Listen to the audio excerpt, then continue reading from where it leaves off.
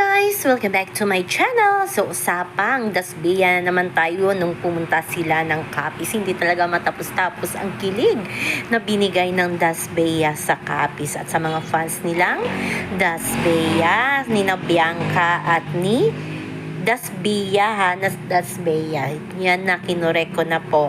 At tapos, hindi matapos-tapos talaga. Kasi ito na nga, pagkatapos kumanta ng dalawa, di ba pumunta yung host.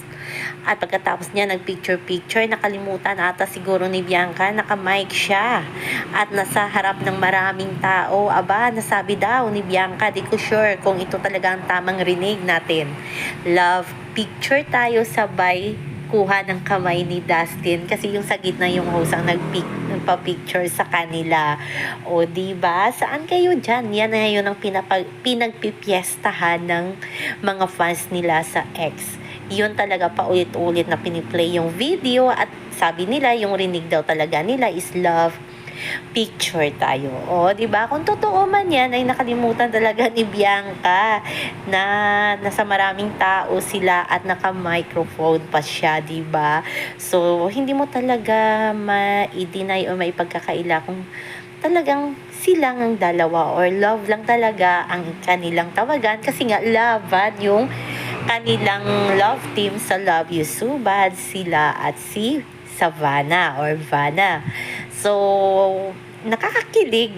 Marami ang nakilig pero yung mga Wilka ay naiinis. Diba? Binash na naman si Dustin kahit yung backhug ni Dustin kay Bianca at yung pagkuha ng microphone ni Dustin kay Bianca. Aba, iba na naman ang meaning sa Wilka. Kasi nga, gusto nila lagi na lang silang may ayuda. Ito pa ang nakakatuwa nung kumanta na si Dustin. Yung naunang kumanta si Dustin ng solo.